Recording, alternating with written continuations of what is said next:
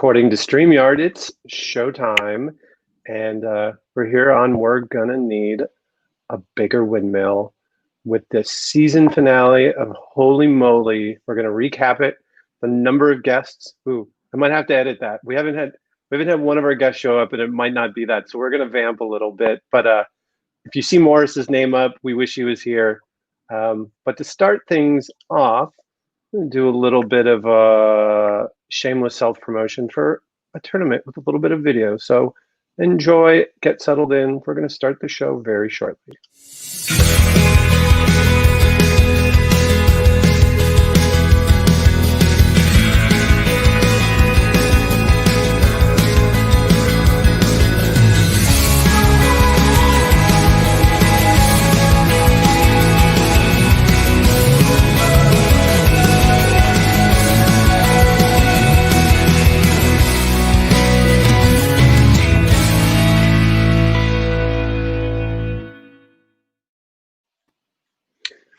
So it's only $100 tournament, and if you're not in Minnesota, it's a heck of a drive for that. But if you're in Minnesota this coming weekend, all you have to do is play one qualifying round, get some extra goodies, and you can play. But we're here to talk about Holey Moley and seeing a couple of eyes on the screen here on a lovely Wednesday evening in the start of the fall. I can't believe we got Molly on here. We got a teacher on a school night, so this is going to be a late night and a special treat. So I got two eyeballs. We're all settled in. Let's bring us in right now. Let's go for it. Good evening. This is us. Hello. My name is Tom. We're gonna kind of go around and introduce ourselves really quick. If you don't know, We're Gonna Need a Bigger Windmill. This is our 18th episode, 17th episode, because we did 4 on hardcore mini golf. So yeah, pandemic means you talk to your friends over computers about mini golf, because why not? My name is Tom, Mr. T, do a couple of putts with my wife. We've played a bunch of mini golf courses, and we've designed a bunch of mini golf courses, and we're really passionate about mini golf. And we played, my wife and I played on Holey Moley on season 1. And so we just love mini golf, and I'm going to throw it over to my co-host, because I've gotten good at this now in the pointing, because it's all reversed, to Pat. All right, and I'm Pat Sheridan, co-founder of the Putting Penguin, which is a mini golf course review site and social media behemoth at this point, covering almost everything except for whatever the newest thing is that the kids are into, because I'm old. TikTok. TikTok. I don't do that. I barely did Snapchat. I'm also a competitive mini golfer, and I do a lot of stuff for the World Mini Golf Sport Federation as the editor of minigolfnews.com. So I'm pretty into that side of it. And of course, I was a contestant on season 1 of Holey Moley as well as the person directly below me who will introduce herself next. All right. Hey, guys. I'm Molly, or I should say howdy. I'm Molly. I'm from Amarillo, Texas, and I'm just like a couple of putts up there, Tom and Pat. I was on season 1, episode 8. They called me the Tough Texan, and I actually somehow slipped into that green jacket, which was kind of fun. So I'm a teacher, too, so pulling a late night, but it's worth it. And then below me, we have a season 2 Holey Moley competitor. Jennifer, do you want to introduce yourself? Sure. Hi, I'm Jennifer. I was on season 2, episode 2. The title was That's One for the Scrapbook, and I was the scrapbooker. And I have the honor of getting the first hole-in-one in the show's history. There were, I think, 3 in the season, but I was the first. So it was just super fun, and loved watching all you guys on season 1, and happy to be here. Sweet. Well, we've been doing this now for 12 weeks where we recap the episodes. And what we're going to do tonight is that we were supposed to have Morris Jones recap our first hole, but we don't have Morris tonight. So I am going to fill in as much as I could for Morris, which doesn't seem like very, very possible, because he had an incredibly impressive showing on hole number 2 if you saw his episode. So I'm going to recap it. Hole number 2, if you've been watching the season at all, you know this hole. It's a bunch of porta-johns that you have to run past before the doors slam open, and you have to hit the ball past them first. Morris, I wanted to have on because he tried to fight past all the doors, and I really wish he would have thrown in one of the mascots, but unfortunately, he had to take a dive in a penalty stroke. For this episode, because we're in the finale, we have all of the 12 episode winners back to compete on 4 different holes. And the first one is hole number 2. We have Tanner, who's going to be on later, Ray, and May, who had won episodes earlier this season, but hadn't played hole number 2 yet. And they all give it a crack. And May gives it a nice shot down there, and May ends up in the water, like quite a few people this year. And Ray takes in all of his squirrel power, talks to the ball, and Wriggle questions whether he's a good bet to win it, and he also eats it. And then Tanner hits the ball down. It catches on one of the porta-johns that's sort of jutting out, and so it's an automatic stroke penalty. He goes to the drop zone. I couldn't find a good photo, so I'm just going to describe it. You've again seen the hole. Tanner's in the drop zone. Ray is past the cup, probably about 12 feet, but on that ledge, and May is on the other side of the ledge. We have Tanner go first out of the drop zone water hazard over the 2 humps, and it goes in. We talked about movie, TV magic. We know that he won the hole. We're not sure how that went in, but it was impressive looking putt. And that left a really tough putt for May to try to match that. She hit it into the water, so she's out. And then we have Ray, who also runs it past the hole. And you couldn't really tell if the ball went in the water, but Ray goes out too. So we're already on to our second hole of the finale with 3 more episode winners and Tanner Beard moving to the final hole. And the next one up is Pat. Yeah, inclining around. So as we go through, if you've been following along this season, I did my power rankings of the winners and we went through. So I was feeling pretty good after the first set of holes because of the 3 of them, Tanner was the one I had the highest in my power ranking. So I was feeling good 1 for 1 after that first set. Before we got into clowning around, another great Wriggle bit about counting up the number of holes that they actually had on the course, coming up 1 short of the 18. Which I thought was pretty hilarious and pretty much par for the course of the way they've portrayed Holey Moley all season with their bits. But we had another new hole for tonight. So I thought it was kind of interesting that they threw a new hole into the semifinals with a couple of the older ones. At first I thought, oh, it's kind of interesting for that group. You know, the other people have at least seen the other ones, and then I realized, no, idiot, this is not live sporting events. Everything's going to shut all together, and they wouldn't have had a time to make a strategy. So everybody's on equal footing, and in this case, the footing was upside down because this had multi-tier to it, kind of like the putt the plank hole. So we had Chris and Mallory and Noor going up against each other. The first part on climbing around, you basically got centrifuged around like an astronaut, and then you were putting upside down with a magnetic ball. So I'm actually really, really curious to find out how that ball played because everybody actually had a pretty decent first shot off the upside down. The second part of it was you then got hit in the face with a pie if you missed the putt. So you had the upside down part and then basically a little Frankenputt thrown in there, except it was pie instead of electrocution. Now I was a little sad that they allowed them to wipe the pie off their face in between because I think they should have had it. And as a bearded man, I really felt Noor's pain of having that cream pie just all over. And I'm sure there was multiple showers that night taken to have to get all that stuff out of there. But so kudos to him. So after everybody's first shot, really it was down to making about somewhere between a 6 and 8 foot putt, and it went pretty quick.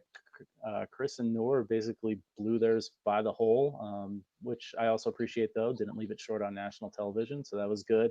And then Mallory just sank hers and went on. And so at this point, I was all right. I was 50-50 because Mallory was not my highest rated power ranking person. I had Noor pretty high there. So she snuck in, and we had 2 of the 4 spots in the final settled as we went into the next hole, which is the distractor. All right. And we picked Jennifer for this one for good reason. Right. All right. Well, I was very familiar with the distractor. So our 3 contestants were Connie, who was the cookie lady. We had Eric, the king of mini golf, and Chelsea, Bo Power. Tom, were you going to set it up, or do you just want me to keep going? Keep going. All right. So the distraction was Michael Winslow of Police Academy, and he was making all kinds of sounds. And like you said, Pat, Riggle was making the bits about the vacuum cleaner and, pretending that they were really, the sounds were really coming from inside the studio. And, Joe continued to play the straight man with, no, Rob, that's down there. So I didn't really think that was too distracting. But so Connie, who's from Lompoc, California, she was up first, and her road there was, she did slip and putt, then she did putt the plank and dragon's breath. So she had 3 pretty tough holes. She went and she missed. Next up was Eric. He was from Lincoln, Nebraska, and his path was dragon's breath, hole number 2, and Frankenputt. And he also missed the putt. And then came our girl Chelsea with her Bo Power. She's a pro golfer from Houston, Texas. She was giving Michael some sass right back. And as I watched her when she made her putt, she just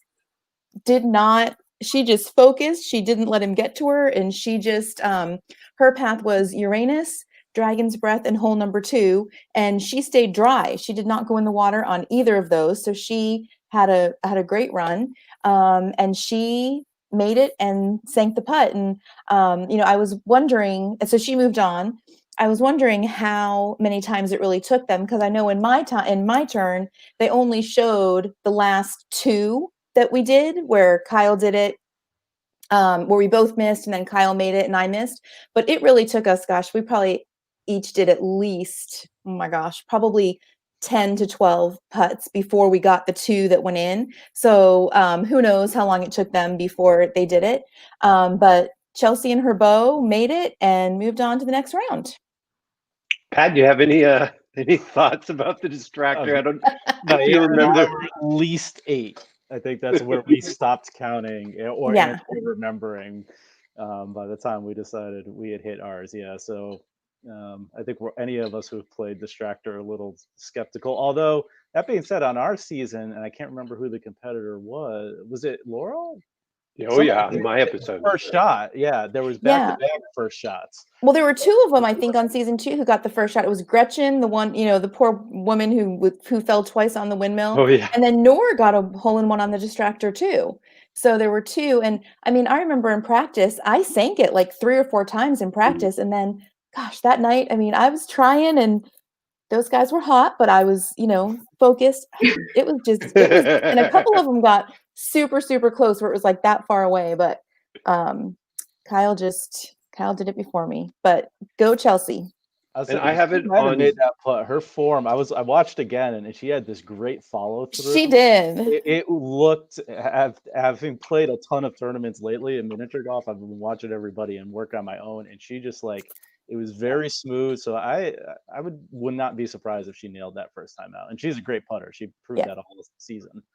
I have it on good authority that was 1, 2, 3. That she was the third first putt, just dead-eyed it, and not surprising. I think, Pat, you had her as your number 1 seed for your rankings prior to that episode. So we have one more semifinal, and we're gonna throw Molly this one. All right. This one's called Frankenputt, and this was not on season 1. I was kind of bummed because it looked challenging. However, I'm glad that I didn't play it because they say it's the most shocking hole of season 2. And I like this episode because Rob, I felt like really wanted to get involved in it, and he decided to wear the bracelet for Ashley. And I kind of was on the same side as Rob. I was pulling for Ashley. She seemed like she had the best putting stroke. And also I felt like we were kindred spirits, good female golfers out there. And so she was my pick. But then I saw David get up there, the ice cream man. And I saw, yeah, he had a great putting stroke, a little different. He putts left hand low. So the hole sets up where there's, I don't know, they never say like the yardage on it, how many feet it was, but it looks pretty lengthy. They have to kind of putt it through some obstacles. They're like raised, I don't know what you would call those, like little mounds. And then it kind of mounds over. And every time you miss it, you get shocked. And so David's up first. And he had a really good firm putt. It made it through past the hole. And he took a shock, and he said he kind of liked it. So good for him. Maybe that's why it was a good result. And then Alexandria, is that how they say her name? Alexandra. I'm just going to call her the Bachelorette because that was her season. And she was really pretty, but her putting stroke needed a little improvement. She didn't make it through all the way to the hole on the first one, so she ended up getting shocked.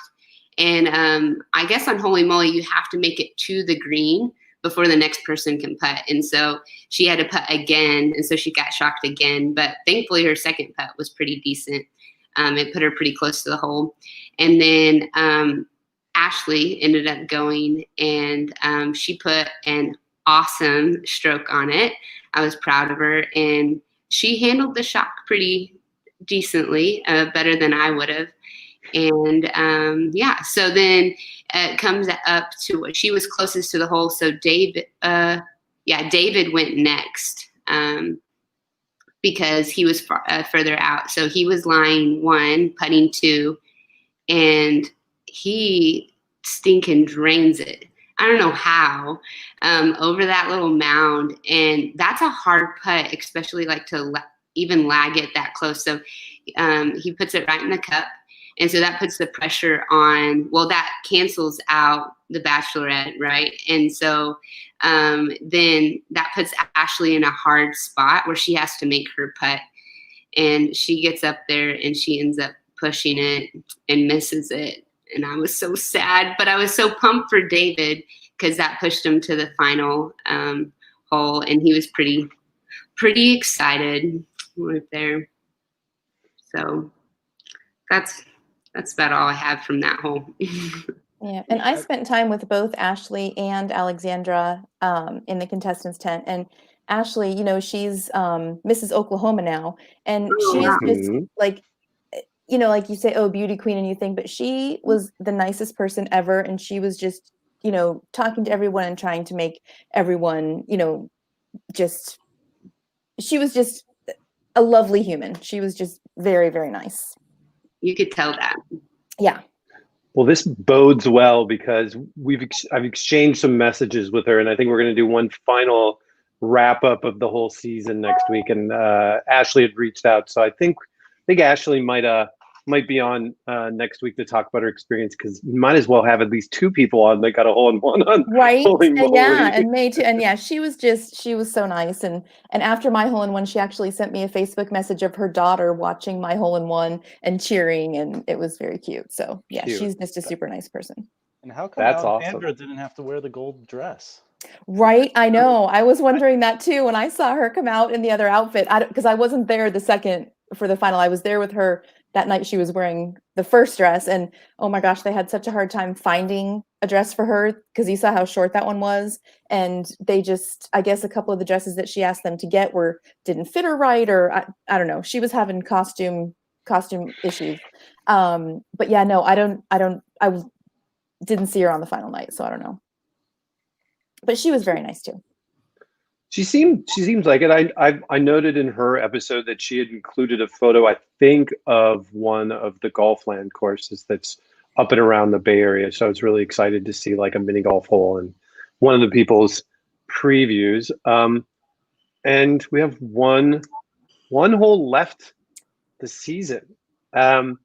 This is kind of like par for the course. The Tomb of Never TT. And I have some photos coming up, but it's more or less a one putt, one person at a time, taking about 100-foot putt, try to make a hole in one where they have to hit it between 3 moving pyramids, up a wall and off some other stuff. And to say it was difficult is like an understatement. And we'll have our guest Tanner there with the big hat there. Give us some firsthand perspective. But as you can see, we had Mallory, who had a putt that couldn't have been closer. Literally, like it just sat like right on the edge of the cup. Just horrible luck. And frankly, that was like everybody. You know, you move into this photo that I found of David just getting painfully close. Chelsea had a few that came really close. Every one of them really took a couple cracks at it. And if I'm guessing, based on movie magic that and TV magic we've seen this year, this one was definitely longer than about the 10 minutes they showed. 100-foot putt. This is like a 1 in 1,000, 1 in 100. Right. We'll have to see how many times it took. But they showed Tanner kind of miss it on the first one that they showed of him. They showed him on some close ones, and then we get to the big one. We get the faraway shots. You get to see the whole hole. You get to see the moving pyramids. Ball makes it up, hits that big pyramid, kind of plays off it really nicely, comes down that slope really gently, and it goes right in the cup. And that putt, it's a different. That putt and the ball going in is a difference between $250,000 with 4 people. So that's your winner, Tanner Beard. Got through a lot this season. We're gonna chat with him about all that. Lots of high fives. He's probably gonna reference this goofy guy with the silver hair cheering on with the Holey Moley sign, who had a firsthand view. Maybe that's discussed or not. And I tried to grab a screenshot of this, and didn't come out very well. But there was a special putter, the bejeweled putter that was in the Tomb of Never TT that came out. So we're gonna get to more of that with Tanner in just a second here. But I'm gonna zoom out of our slideshow and get back to everybody and talk with our guests before we bring on Tanner. And just, I think with our guests, like, to get some thoughts on what did you think of the finale? What did you think of the final hole? Molly, you go ahead.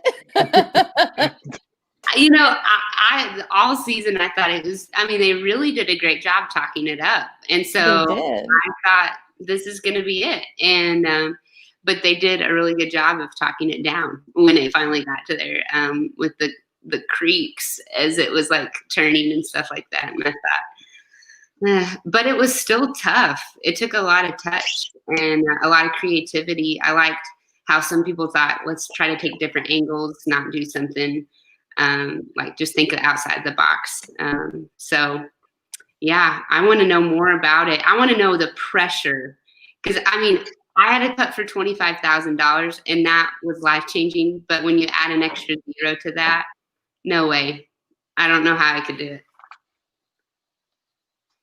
What do you think, Jennifer? Did you have any sense of what it would be? Because you were on season 2 and you knew at the end of the rainbow there was that like $250,000. Did you have any sense of what that final hole would be? Well, no, because they changed things around. Like, I don't know if you could tell, but so Putter Ducky was on the same row as Uranus and the same row as the one where you hit it up and it went over to the Water Hazard.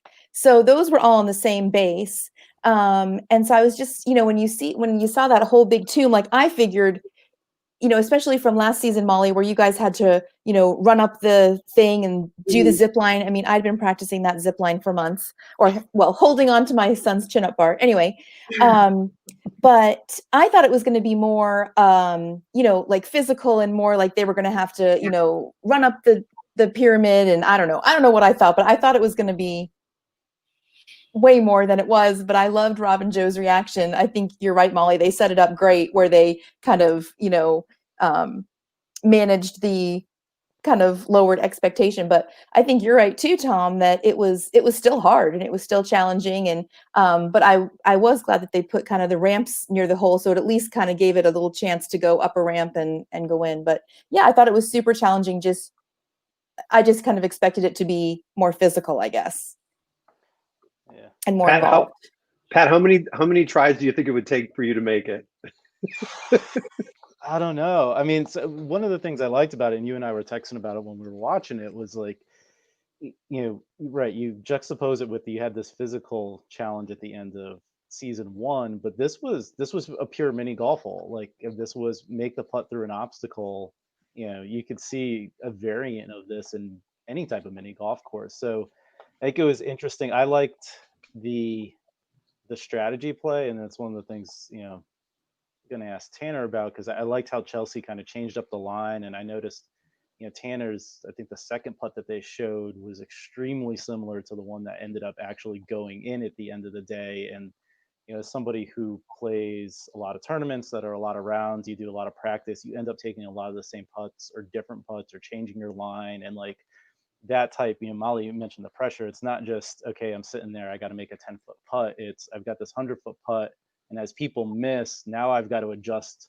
Do I adjust on the fly? Do I keep trying to do the same thing that was either very closely working or not working? Like, yeah, I don't know. I mean, it all depends on the moment of, do you find that right stroke or everything? I think I probably would have gone the Chelsea route and tried to take the pyramids completely out of play and just go up that back wall and roll it down. Like, I think that was a really, really smart move on her part to minimize what she was dealing with. But I don't know, I mean, 15, 20, 100, who knows, at 4 a.m. when it was shot, and whatever else you had to deal with leading up to that. But I like the way it was set up, even though the anticlimactic part of it was hilarious. I think once I could have, if I was on set and I could have heard Tess and Wriggle's commentary and reactions to every shot, I think I told Tom, like, I could watch this for 2 hours. It was one of the more like exciting sporting events I've seen in a long time. That's coming from somebody who's a Patriots fan and seen a fair amount of exciting Super Bowls. Yeah, I liked at the end of the day that it really did come down to like putting for all the obstacles and all the things that are in there that are really fun. I think it's really cool that it's going to come down to at least people, because if there were some people that would have advanced that weren't fairly good putters, I don't think they would even had a shot at the hole before everybody else would have had it. But you had 4 people that in their episodes had made some really, really impressive putts, and so it wasn't out of line for any of them to make it. I mean, it's got to be painful, I'm sure, for the other 3 that didn't make it to watch that and just to see how close it is. And who knows, there might have been some stuff that they didn't show that was equally close. I have a feeling we probably saw the closest of a lot of shots at that cup, because that was a long one, and I have a feeling by the time they were all finding their groove, it was probably way longer than they could have shown us of that. I think Jennifer had talked about, like, with the distractor and like how long it took. I only can imagine like how long that one was taking along the way. But we'll get to chatting to Tanner about that. But I'd like to chat with our guest a little bit and just I think for both of you, what I was hoping was just a couple of share a couple of things about your experience that maybe no one got to see on the episode, whether it's like an anecdote or just some like memory that you really hold. And I'll start with you, Molly. Okay. I don't even know what to pick. I think I want people to know about the white tents that they hit, you know, like that you couldn't see what was going on. And I just remember hearing like Kenny G playing in the background, and I'm like, why am I not out there? Or Michelle Wee was out on it, like Right. we were private in these tents, but then inside the tents you were able to develop these relationships with people who I still keep up with. And yeah, that was a whole community that people don't realize exist. And also they don't understand that it's filmed in the middle of the night. And I was there for 9 days, you know, and Oh my gosh. it's just not it's not how people imagine it. I think that's what all my friends don't realize. And then just the chaos of just different cameras and the lighting, and the people are actually standing like right by your ankles, you know, and it's just a whole shift in how to view it. But yeah, I haven't made a putt like that ever again in my life. Like, I think the golfing game has gotten worse. I've officially said I'm retired. But it was a huge blessing to be on that show, like something I didn't expect at all, and ended up being just really cool. That's amazing. I bought a house with my money, so not Wow. really, a down payment. That's awesome. Yeah. Jennifer, how about All right, you? Okay, well, I'll tell you a funny story. So, my second hole was the distractor with the Thunder from Down Under. And as I said, we were out there with those guys for a while. And when we left, it was, I don't know, 3, 4 in the morning. And the next day, we were getting ready to leave the hotel. And I came downstairs, and my sister was sitting there in the lobby. And she grabs my hand and she goes, "That's the guys.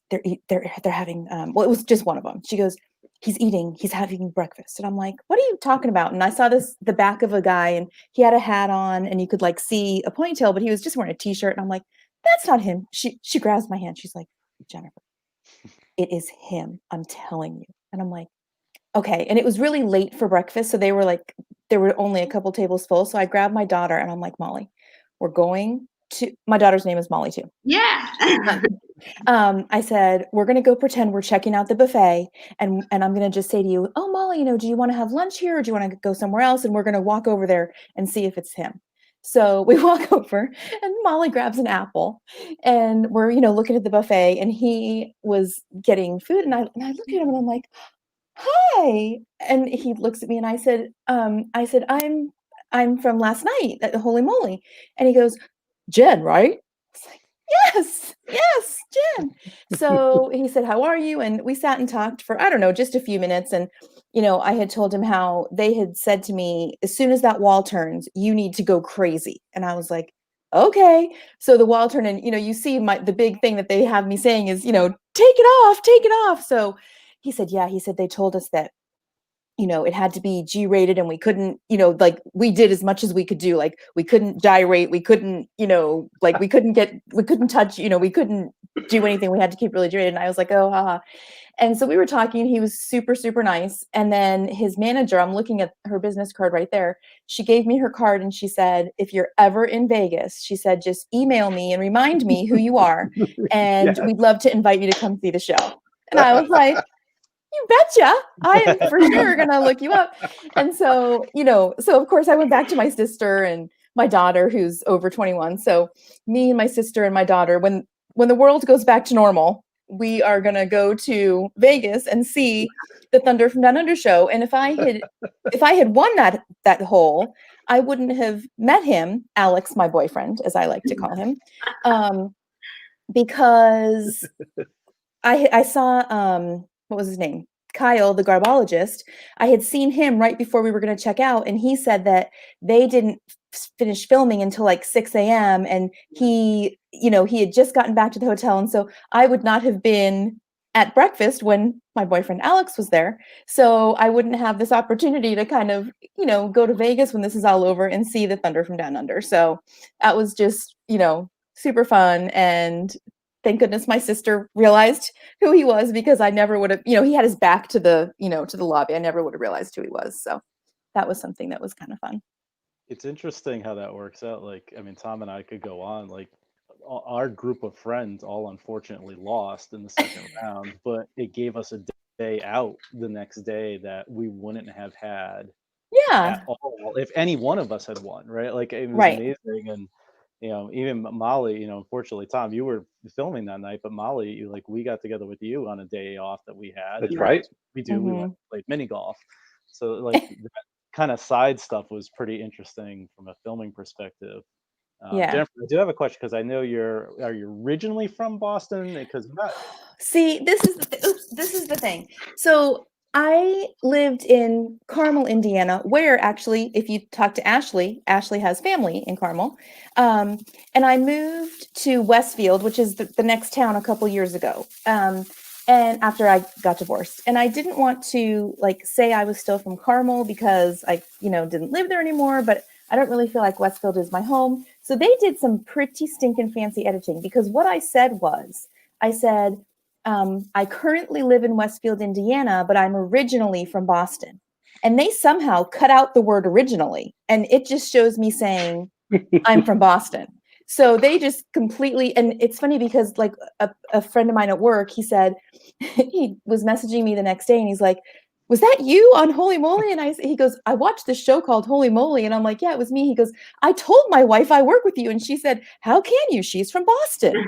I was like, yeah, I know that I was trying to be, I don't know what I was trying to be. I guess I just should have said I was from Westfield, but no, I currently live in Westfield, Indiana, but I'm originally from Boston. Well, I was excited because I live in Connecticut and I'm an East Coast guy. So okay. From Boston. It's great. I was going to ask you what your favorite course in the Boston area was. Oh, well, actually, it's funny. Where are you in Connecticut?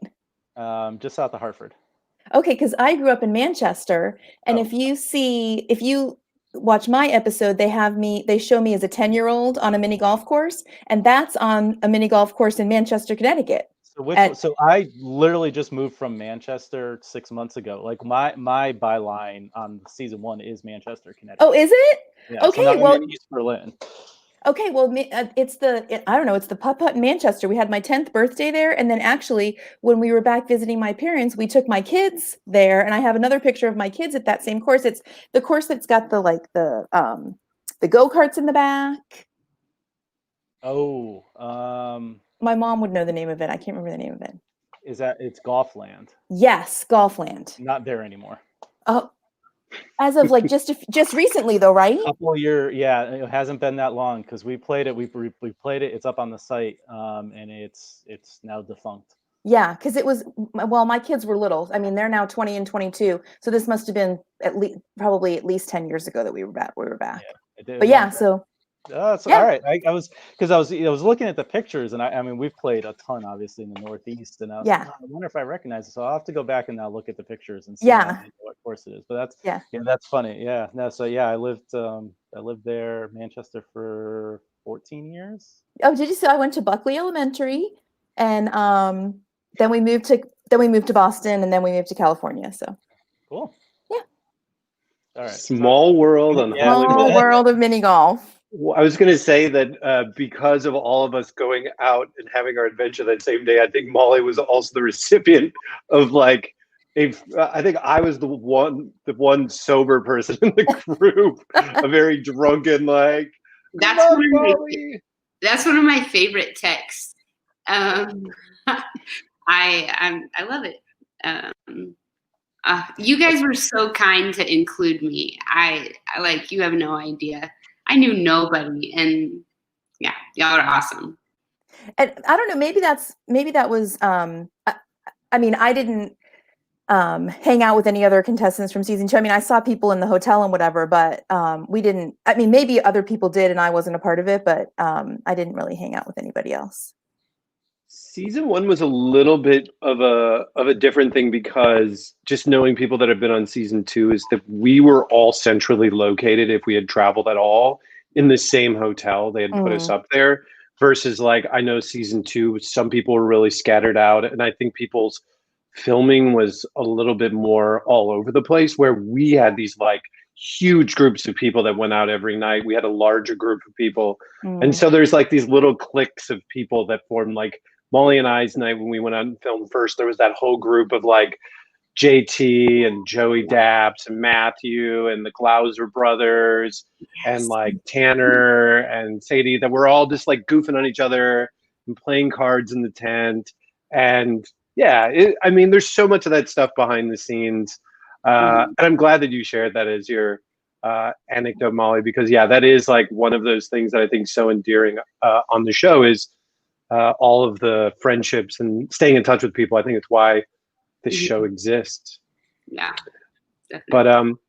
But yeah, I'm trying to be mindful of our time, A, because we have people at school, and B, because we have Tanner in the holding bin. So I'm gonna keep you two in the studio. You can hang out and listen, but I'm gonna drop you both out. So thank you for coming by. This is a pleasure having you, two extremely talented women putters that were on Holey Moley on. And we'll put you in the studio. So we're gonna go boink and go boink, and we're gonna bring on our guest who's been patiently waiting, Mr. Tanner Beard. Hello, Tanner. Hello. It's amazing, the technology here. I know. The people disappeared and then boom. And watch this. Dun, dun, dun, dun. I mean, how can it be? It's 2020. We're in a pandemic, and we just finished with the longest Holey Moley season ever, and we have a single champion, and that happens to be you. Man, how about it? So grateful for it, man. What a wild ride, which I'm sure just about every contestant this year on that show and last year, you guys know just as well as anybody. It's crazy. It's a crazy, wild ride, and you just never know what's around the corner, and you're just trying to make a putt.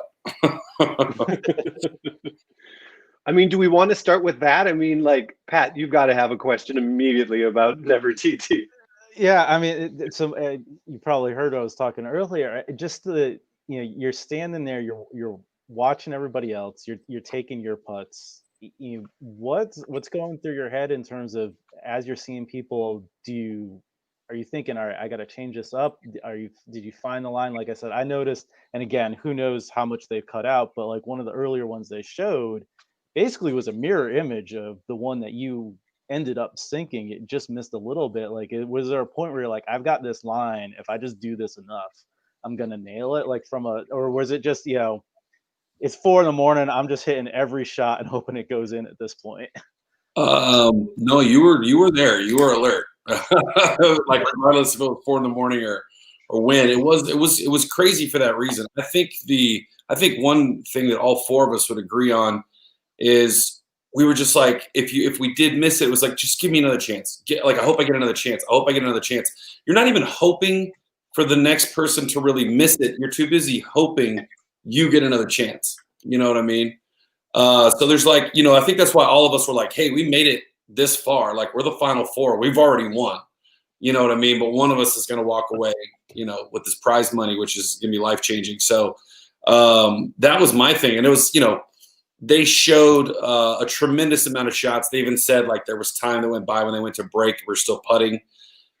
I don't know if they showed all the putts in order, but I mean, I went my last 5 putts. I'll just talk about my last 5. There were obviously many in youth. There was a school of, my first 4, I was trying to ride the ramp, and eventually you're just like, you got to play the hole as it is. It's like, you got to hit it off the pyramid and let it glide just perfect. But I had gone 3 lip outs in a row. I'm losing my mind. And I'm just like, because your ball went inside of the hole and then went out.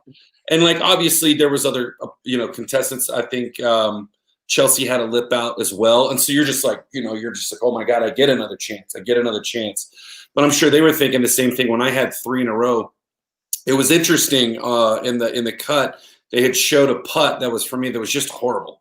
But what was funny is that was my second to last putt before I made it. So I went lip out, lip out, lip out.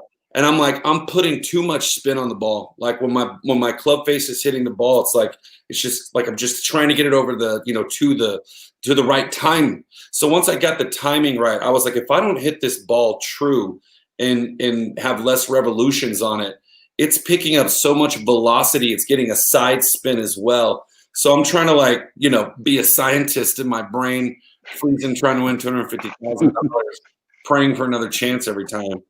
But no joke, man. I was like, literally, I remember on that last putt, I was like, I have the timing down. I just have to hit the putt square because the ball's spinning so hard, it's never going to go in the hole unless it's going true. So even if the ball is side spinning, at least it was side spinning true, so it'll go in the hole. And when I saw it drop, dude, I was just like, amazing. But what was funny is prior to that was literally my worst putt of them all because I just needed to see what, hitting that pyramid was going to do. And then once it came back up and went down, which is, I think, like the first one they showed, I was like, come on. That's not the first putt I made. But anyway, champagne problems, as I've told Tom plenty of times. But after it went in, dude, I was just like sitting there and I was just like, man, like the weight that was lifted. I mean, literally, I screamed like Tiger Woods when he won the Masters. It's how I felt. And then immediately, like I kind of saw my face on camera a little bit. Like you're just so emotional. You know what I mean? It was really a special moment, man. I was very proud. Were you set up to even know about? Because like they didn't even mention like all season the bejeweled putter. Were you even set up to know that was like part of the deal? I mean, not like you really care about that. You can like make your own bespoke. No, I mean, none of us got to see the hole until we were out there. I've actually thought it on the show. It was pretty funny the way they portrayed the hole, because it was this kind of this big let up. But this, the one thing about this show is it doesn't take itself too serious. And I think that's the reason we all love it. But I'll tell you what is serious is winning that money. And where it went for us, I was playing on behalf of our 501c3 Mammoth Film Festival and everything we're doing. So, for me, that part was very serious. But I love that the show doesn't take itself that serious. And Rob Riggle, I don't have to tell you guys, is just a national treasure. And Tessa Torrey and Jenny Meyer, all just incredible. And those Gophers, they don't talk, but they're charming. Yeah, I love that photo of you. I'll pull it back up. I felt like that was like the perfect one where you get like that photo with I'm cheesing hard right there. You gotta be. I mean, is that post the like getting like the final putt in, or is that after winning? I think so. I mean, no, actually, you know what I think that was during the parade. Oh yeah. Parade, and I saw the Gophers and I saw the still photographer, and I was like, dude, I don't know if I'll ever get this picture, but I gotta take it with these Gophers. So I was cheesing hard. I was just happy to be there, And one thing I never really got to talk about, somebody asked me, they were like, what was your most memorable part of the show? And I was like, well, there were so many, but one thing that I thought kind of got overlooked that was actually a huge moment for me, and there's been like internet talk or whatever, it's going to happen. But, I did get eliminated, and I don't know what the situation was, but Carl Barth was also eliminated that round. And when one of the contestants was not able to continue, they called us back and they were like, listen, you're going to putt and you're going to putt, and one of you guys is going to go on. That was one of the most nerve-wracking moments of the whole show for me, because you actually had a chance to come back in competition to compete with Clay in the Windmill hole. And, me and Carl, we both wanted it. You know what I mean? Like, I was lucky enough to be the victor of that playoff hole, but it was really kind of skimmed over, I thought, in the storytelling of it. And it's not my show, I was happy to be there, but, that was a big moment for me as a contestant. And Carl, showed great sportsmanship, and that was like one of those things where I was like, man, that was probably one of the most pivotal moments, in the whole thing. That and obviously going in the water every hole. Yeah, that water is as I know, it's not warmed. Have you guys visited the Holey Moley water tank?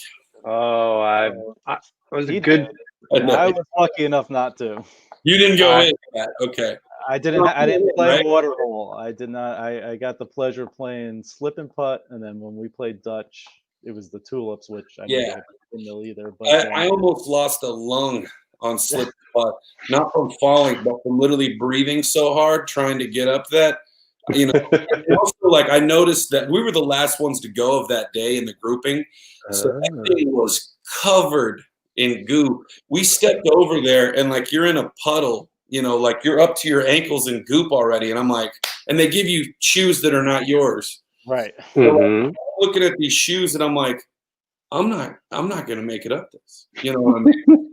I had the same thought. I'm not physical enough to get up that hill, and I was wearing shorts, so every time I came down the hill, just acted like a scoop. And I was trying to like wipe off the bottom of my shoes on my pants, like halfway up the mountain. I'm like, is this smart? Can it do it? But your pants are covered in so much goop. I probably just added more to, you know, my shoe. But it was that. I mean, that hole alone, you know. I barely made it out. I barely made it out of every hole alive. So, you know, it was an exhausting, magical, one of a kind event, and I've had a great fan base. Fans and family were there, but it was something special. You know, I just put that together that you had played slip and putt and Dutch Courage, and that all three of us have that in common. Yeah, that all three of us had played. We all know that, living hell. Yeah, the blades were a little faster this year than they were last year. You know what? Let me tell you one thing. I knew that, you know, I'm 6'6", and I'm a bigger fella. I'm just like, there's no way I'm getting through this. Even if I dive, I'm still getting hit. So I just kind of made peace, you know, with the windmill and God, and I was like, I'm going in the water probably. And my calculations were off, and you know, it was a horrible, haunting hit that you know, will be there forever on the internet. But the second one, I was like talking to myself, and I was like, "Listen, you son of a bitch! I don't care what it takes. I don't care if you have to dive. You're on TV. You MF and get through that second windmill, Tanner." And I'm like, "You got it." And I just barely made that one. So, you know, big tree fall hard as well. Yeah, that and the path looked really narrow. Like I caught it in a couple of the episodes that the path to the windmill, that if you catch it at the right angle and you can actually see it, which they don't show very well in most of the episodes, is really, really narrow. So it's not as if you have like a lot to like. I mean, I'm sure for being taller too, that's just got to be super hard to maneuver. Did they have a drawbridge when you guys played in year one? Oh. See, they added a drawbridge. So here's what was, you know, challenging with the hole is the drawbridge was made of like foam. So every time they'd lift it up, it would be actually like a little bit different on your putt because you had to putt over that drawbridge as well. And so that would go down when you had to try to cross over it, like, which was great. I mean, it made the hole 1,000 more times more entertaining to watch without question, but very challenging. So when, you know, like Ashley made that hole in one on it. I had heard about it. I was in the tent and I was like, you made a hole in one on that? But I had made a hole in one on my practice round. So I'm thinking like, let me just get my ball through the windmills and maybe I'll have a chance, you know, at getting it close. And then, you know, Clay and I actually went into a playoff hole on that one. And I don't think it was edited like that, but I won the hole. I think they just edited as I won the hole to keep up pace with the show, which makes sense. But he and I both struggled on that hole and both came up just a little short. And then I made mine and he made his. But, you know, it's a lot harder than it looks, man, especially when you're like freezing cold, like borderline hypothermia, you know. Yeah, at least you had that advantage where you're both like wet and cold, like that it was like a great equalizer because that was the case because that was also the case with on the finale with hole number 2, you all got like smacked. All three drenched.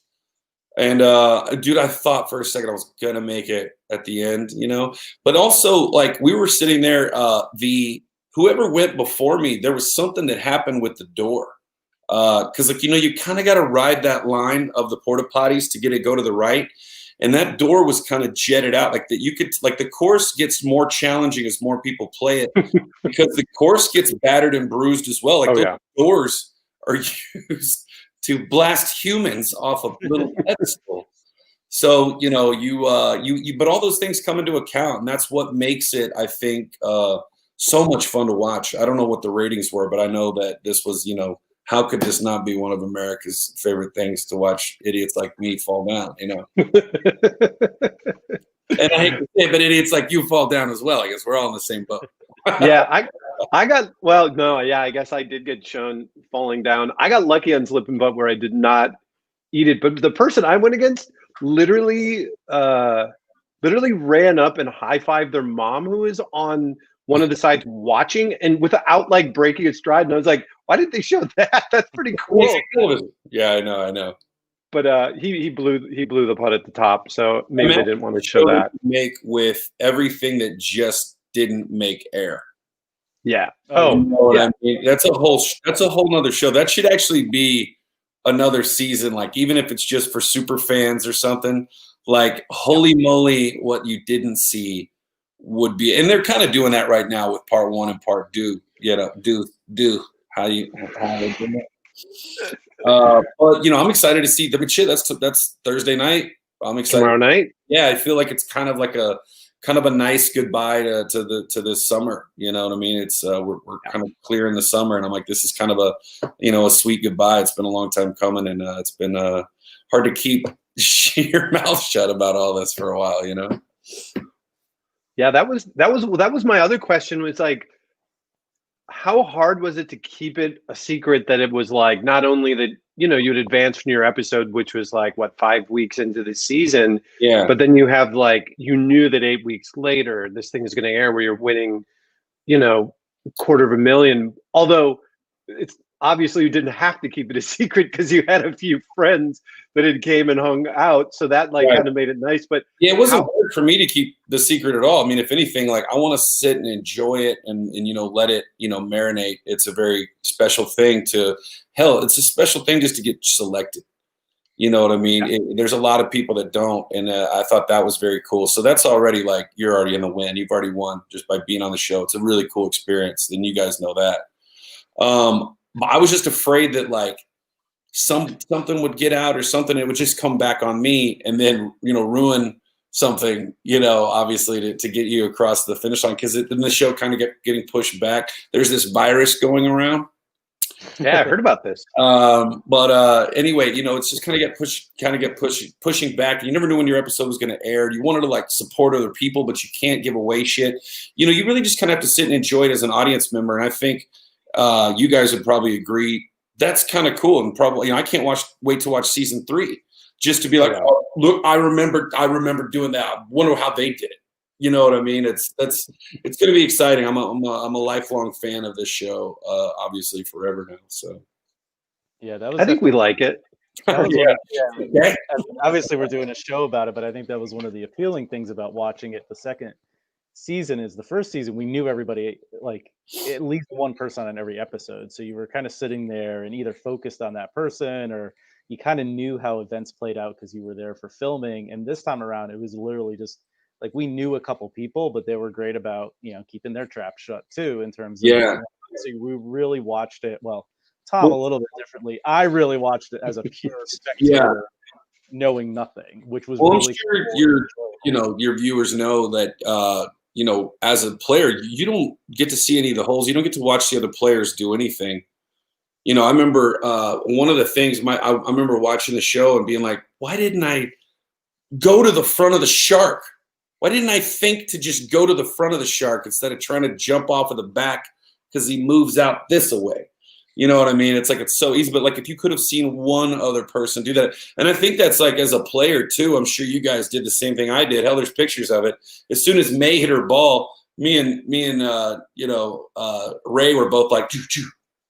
You know, just like trying to see what, like take anything, any kind of strategy you can formulate in like 5 seconds before you're ready to play to try to trick your mind into having some advantage when there is none. You know, you're doing anything to try to just get a leg up on the competition, and you're just paying attention to like everything. Like you walk around to like check your hole. You're like, I could be playing this hole tomorrow. I better look at it now while I can. Okay, I got to run sideways. This is good. That's information. You never play that hole. Well, but that's it's what we it's fun played. when you're not there. What was it? Second round. We did the one piece of information the producers told us was how long the putt was going to be. And so we're sitting in the hallway of the hotel, marked off whatever, and there's a whole bunch of us just now. It didn't mean crap by the time we got out there, but we felt better about trying to get that advantage and having fun. But yeah, you're right. Like, you maybe saw a group ahead of you, or maybe something as you were getting shuffled between tents. Like, okay, I could see this. Yeah, and you always have like some PA being like, "Look this way." Yeah. Walking single file, guys. Where is he going? Where's this guy going? Yeah, I got in trouble a few times. I was like supposed to be playing a hole, and I'm like, I gotta go to the bathroom, bye. And they're like, Well, I've been to the bathroom 6 times. yeah, and I literally I just kind of like bolted as like right before they mic me up, and I came out of the bathroom, and there was literally a person standing there, like, we can't do this again. And I'm like, sorry, I'm totally a kid. I mean, that set is just like, how are you not a kid on that set? It's just it's like the playground that, I think that's the thing where I feel so fortunate is like just even be on that set. We're like 200 of us. I got to do it. When you guys played, you had like a couple friends you said that were able to come on the show with you and stuff, or just other people you knew happened to be contestants as well? Or did you kind of make friends when you were there? We made friends. We knew Pat in advance, and we might have been like, hey, did you try out for that thing? Did you hear anything back? And then it's like, are you going to California these dates? Oh, we're going to California these dates. You staying at this hotel these dates? We're staying at this. I mean, we did that, but Randy, most people know. One of my friends, Randy, who was in our group, like we had talked because he was the one who had gotten me into the, like, convincing me to do it, because he had done some television before, and he was like, hey, you should do this. So like he and I knew we were going out there, and like, as Tom and I, like we said, we kind of put it together. So we had a few of us that at our randomly selected point all showed up at the pool at the same time. Imagine that. But then then we made the friends. Molly, we talked about that, and a few others. So we kind of grew that group. So yeah, I think we were lucky in that kind of first round of casting, because they reached out a little bit more to the mini golf community for the first season. Like, we were just bound to know people in it because of what we do, in that space. So I think that worked out in our advantage a little bit. Yeah, I remember being in the tent and just trying to laser focus and just be like, okay, man, I don't want to talk to too many people because I'm kind of a social guy anyway. I'm like really excited to be there. But I don't want to start making a bunch of friends and all of a sudden you have to play against them and you're like, oh my God, man, I'm so sorry. But there was a few people I really enjoyed talking to. Lizard, this gentleman Lizard was great. Yep. We had him on earlier this season. Carl was lovely. Gentleman who used to be in the NFL, spoke with him. Clay was really great. Ashley, but aside from like too many people, man, I was like the guy that was just like sitting in the corner, just trying to be like, okay, so if in rhythmic pentameter, if you were going to go through a windmill, like as a song, like when would you jump? Just losing my mind in there forever. But I guess it paid off, luckily at the end of the day. Still can't believe it. Yeah, it's wild. I mean, do you want to say, because I know they didn't really talk about it in the episode, but do you want to say a little bit about like the charity that you were playing for? That it didn't really get mentioned, but you had mentioned that you really wanted to talk about that. They do interviews after. We had this. I'll probably air it tomorrow just because it's the last episode. And somebody sent me this video of my interview with Jenny Mai. I guess they were just on set, and they sent me this video, and I was like, great. So I'll probably post that tomorrow on my Instagram and stuff.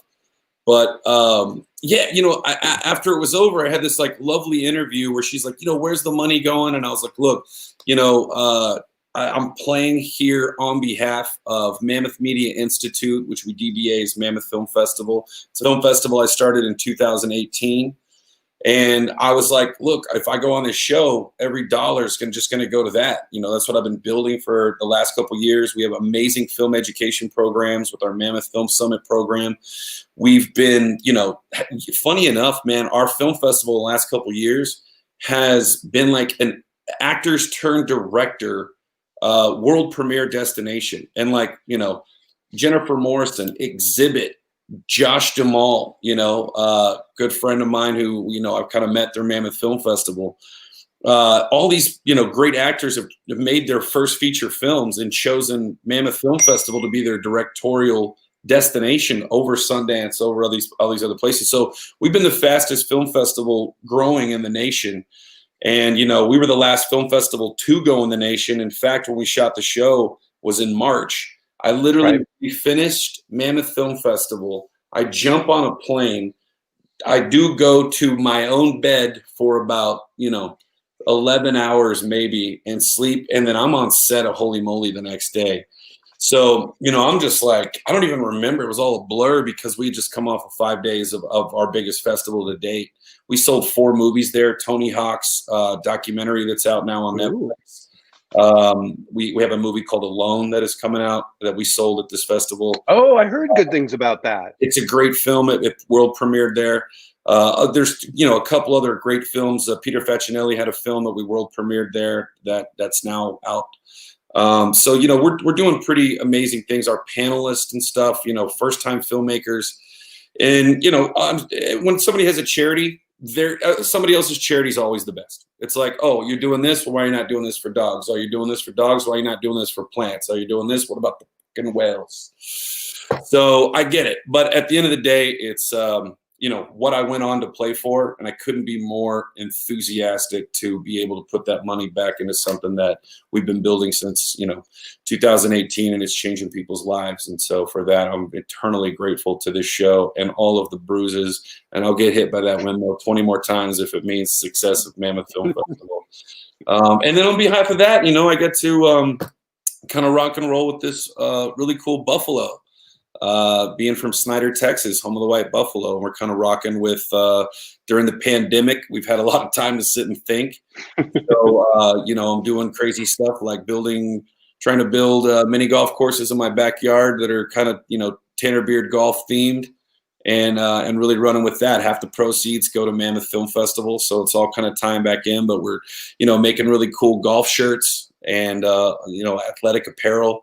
And just having a really good time and trying to stay active during this, god-awful, atrocious year that, for me, started being atrocious the end of March. Because the first part of it was pretty incredible until this, unfortunate pandemic hit. But we're all in it together.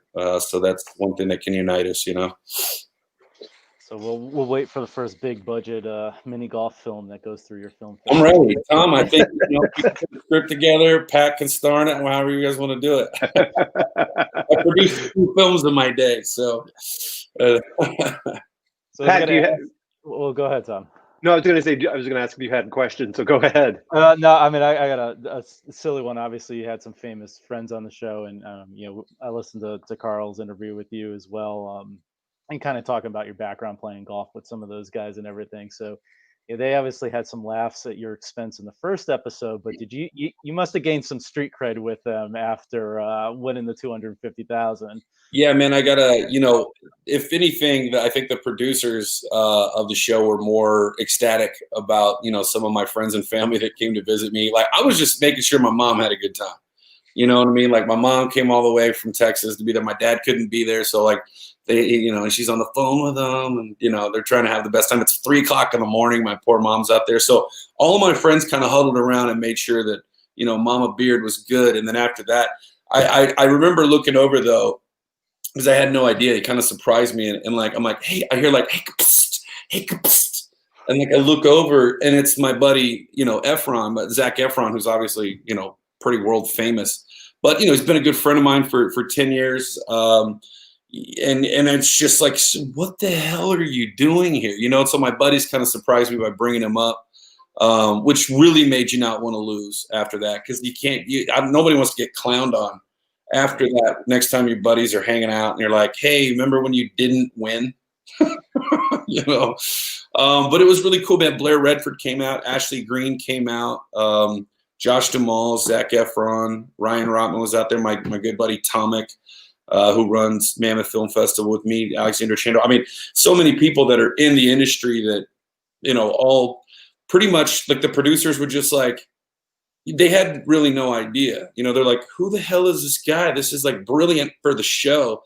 And I'm just like, I'm glad you guys love it. I'm just trying to make some putts out here and not myself and try to win this money for this and that. But I'm sure there was a lot of fans that are like, this seems fishy that these friends are here. But, dude, it's Hollywood. You know what I mean? You walk down the street and you see Tom Hanks at the grocery store. It's Hollywood. It's just the way it is. So I was just more enthusiastic. My friends actually had the time to come out and watch me fall on my ass and try to jump on a mechanical shark and get my ass booted in the water by a windmill. Because if it was one of them, you damn know I would be out there at 4 o'clock in the morning watching one of them fall down. And I'm hoping that in season 3, we can push one of the pals out there and then I get a chance to laugh my ass off. Hey, they can't say you don't do your own stunts because you prove you'll. I don't anymore. After the windmill explosion, my arm was shattered and I kind of just swam like a duck with one arm. So man had to rescue me. No, I made it out of there alive, but it was pretty cool. It was pretty cool. So. I will say that is a regret that like we had no idea what the show was going to look like when it was when we went out there. Had I known it was going to be that wild, I would have definitely been like, okay, I can tell you because you're going to be out there, but you need to like fly out and see this thing. This is going to be wild. Like, yeah. I mean. You know, like I think, Pat, I heard you asked somebody earlier. You were like, what were you, like what were you thinking, or what was going through your mind when you were trying to play a hole or something? And I think nobody even expects to ever really make it onto the next round. Like I don't think the pressure of $250,000 ever registers because you're just fighting for literal survival. You know what I mean? Like I was just so glad I didn't have to do Volcano, bro. I'm like watching, like you'd have to go do an interview and you would see somebody fly off in Volcano and you were just like, oh God, dude, I hope I don't have to do that. But like you prepared yourself mentally for it. You're like, all right, I'm going to hold on to a golf club, mechanicalized, zip line and try to either use my face or my crotch to grab onto this thing. And I'm going to do it because if I do it successfully, I'll have a chance at winning $250,000. And there's something in your mind, and that's probably why you got chosen for the show, because they know you're never going to survive unless you get a little crazy. I think Seal said that. He did. Something about a kiss from a rose, too. Something about something. Seal's a brilliant poet of our time. He really is. So I guess that leads me to probably one of the last questions I have, and that you've obviously watched season 1, you've played season 2, you've gone through this. We've talked a little about, there should be a season 3. They're starting casting. Hopefully all the filming stuff works out. If you got put in charge, what is one hole you would want to see on season 3? I like keeping with the classics. I think slip and putt should live forever. That's one of the ones. And that was out. I had a list of like, I hope I don't have to play these holes from season 1. The windmill was one of them. And then slip and putt was one of them. And actually the volcano hole was a little different than you didn't have to slide onto a pole, but I was like, I don't mind.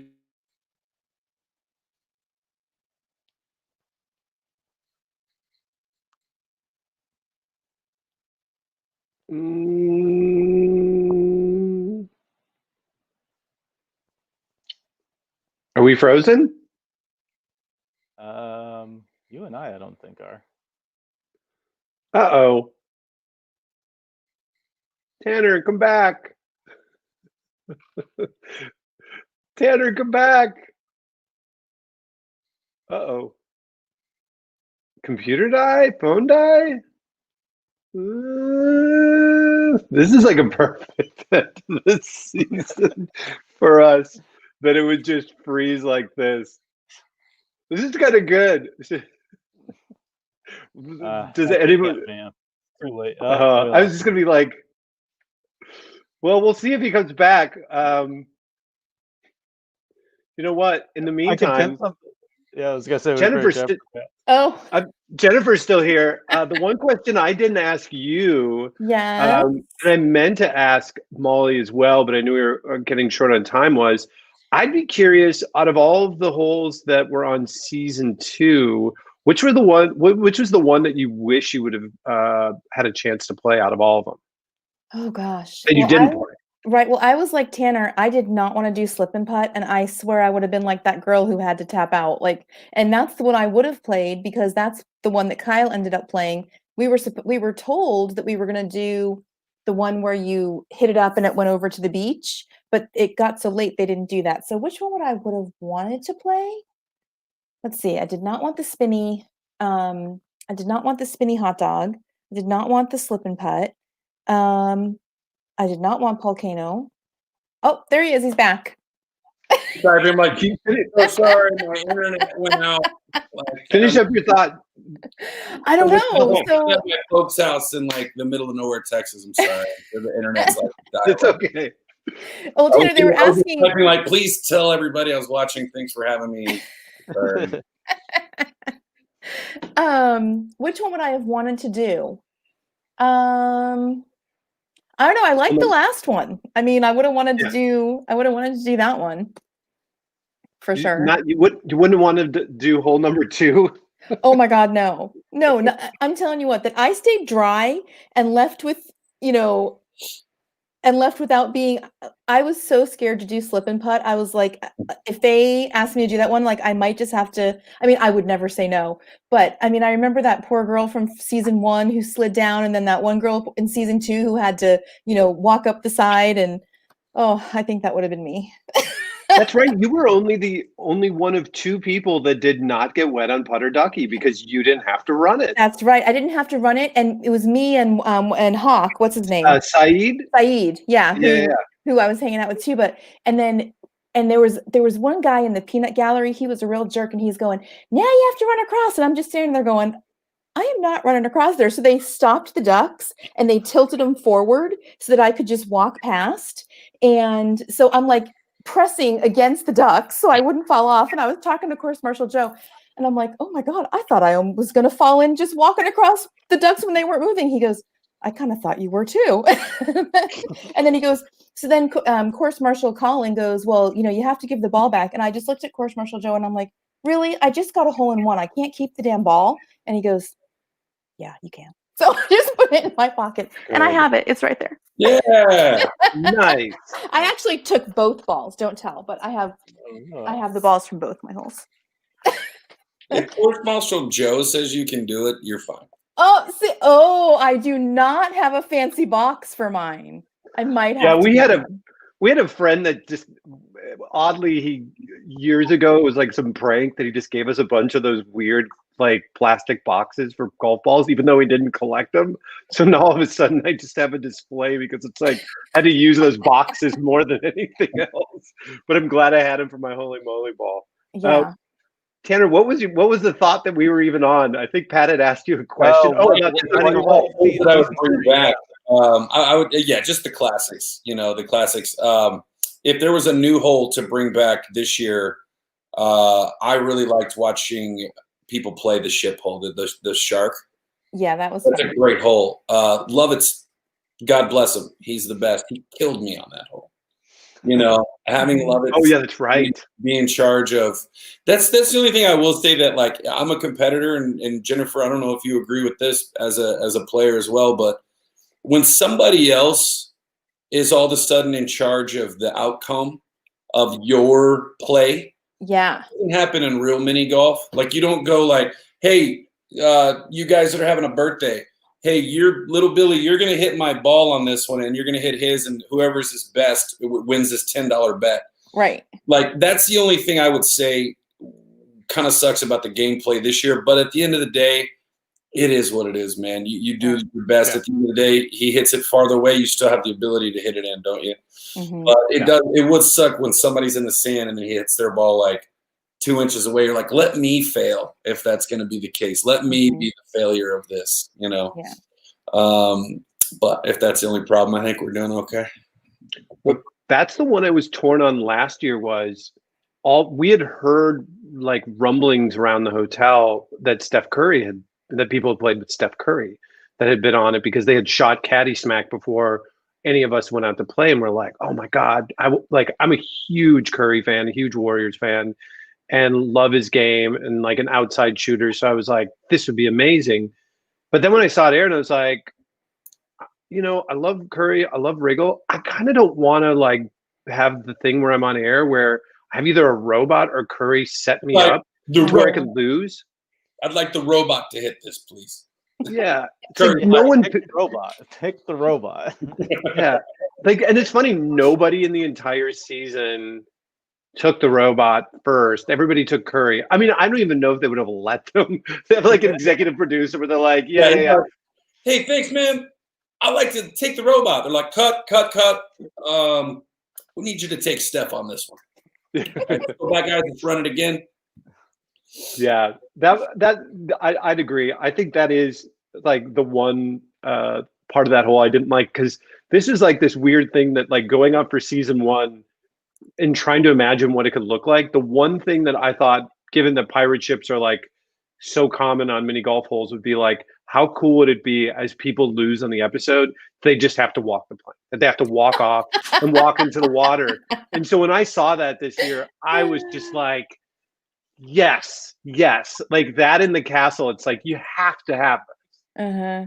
Pat, to kind of re-answer that question, I loved last year when you had to make that 4-footer, you dropped. You know what I mean? I did not. Yeah.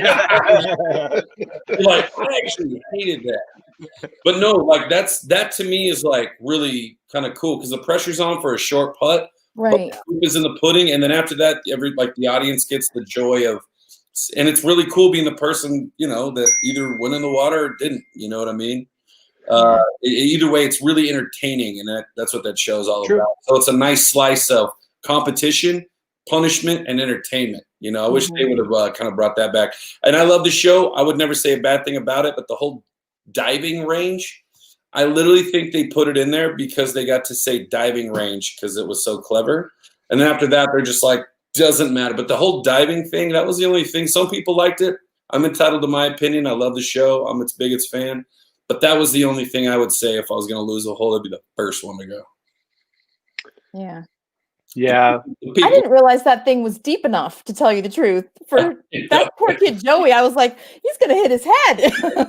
Yeah. I think it's like optical illusion how deep it is. The one thing I'll say, like having lost on teed off, I think it was a bummer because it was like so quick and you would like to have more of an opportunity to be on there. But for me, I think that hole would be even more fun if it was a best of 3, because someone would have to take that second putt soaking wet, and potentially you're having 2 people taking it soaking wet. Yeah. Which, like, I think the comedy level of that would be more fun and it would last way longer. I mean, when I went on to that one, I was like, you know what?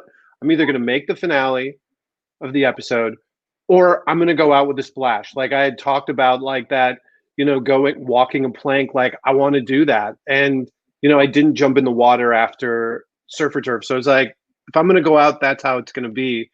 But yeah, my putting game, I think I've practiced my putting game more in the last year and a half than I had in the 7 years previous. Any 4-footer now. Oh, we talked about that the next day when we were playing. Pat was just like, okay, guys, I know you all went out on it, but literally every 4-foot putt, we were making jokes. Like we played like 5 rounds of mini golf, me, Robin, Ventura, my wife, and Randy and Pat. And like the 3 of us that lost on teed off definitely discussed 4-foot putts a lot. I bet, man. It's the ones that haunt you. I get it, man. I feel you. Well, hey guys, I got to run, but one question I was going to ask you before I left that I'm kind of interested about. So, Holey Moley, in your opinion, do you guys feel like because they're going to make changes? I can't wait to see what they're going to do in season 3.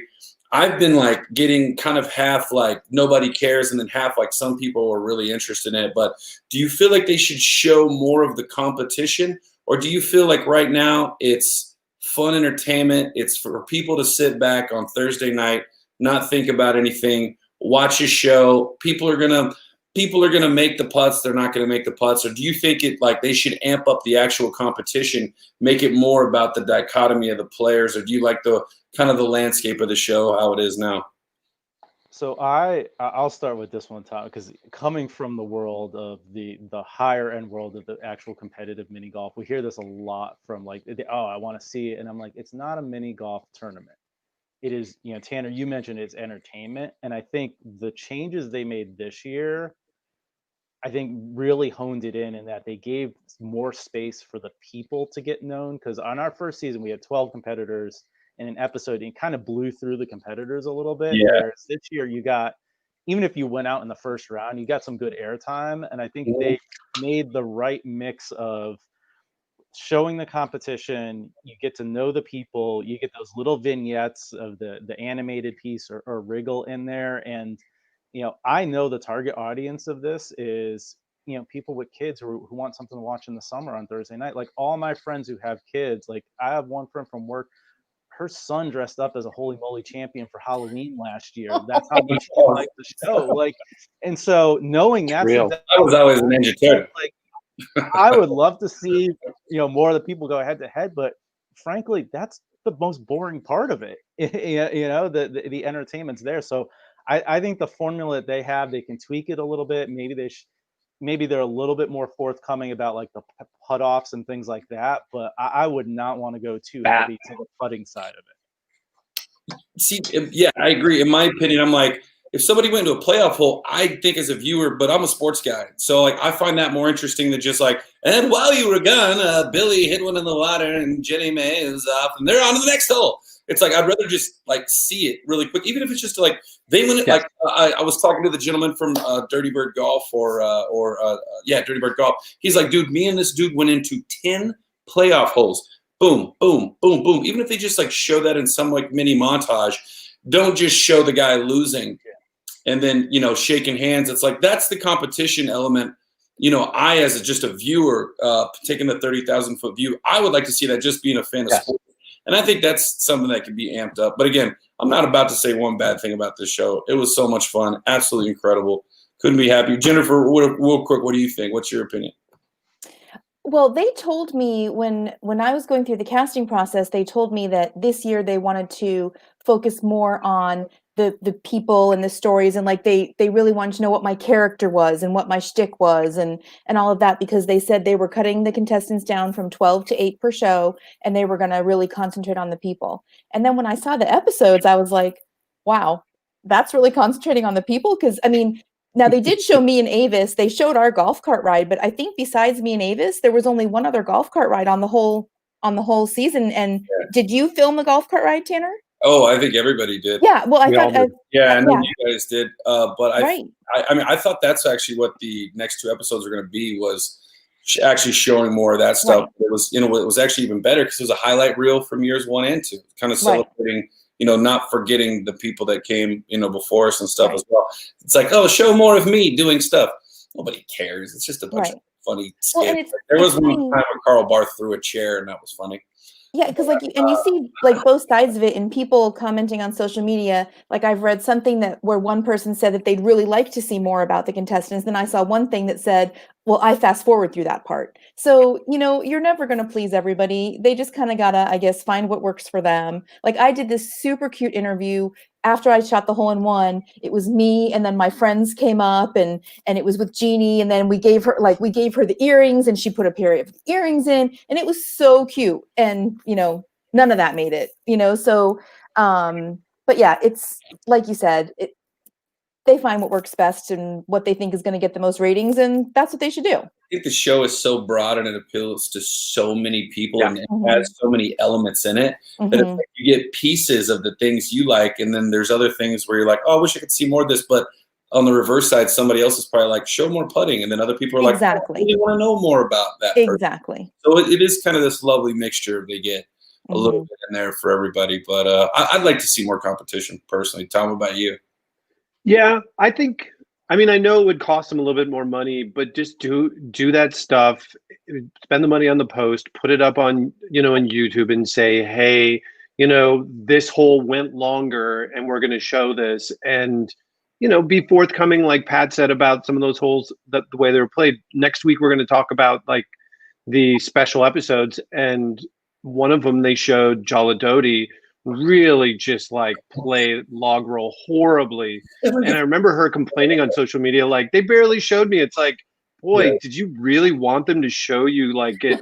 I mean, she didn't even finish. She was like at 12 or something. Yeah. And I think that's the thing where it's like, yeah, that's the stuff that should be edited out. But the fact that like sudden death stuff's like edited out, like in the moment watching that stuff, like if you're watching a live event, that's the exciting thing. It's like the buzzer beater shot that either goes or doesn't go. Like, it's like a hockey. It's like the shoot off. It's like that's actually like super engaging if you do it right. And they have all that content. I have no delusions about like what tomorrow night's episode will be. It'll probably be another highlight reel. Supposedly they're going to talk with someone that was an episode winner from season 1. Molly didn't say she had, and Mick and Diane didn't. So it's down to the other like 7 folks that might have done it. Yeah, it could be what's her name, whose boyfriend is the producer. Did you guys realize that Evan kid who's the producer?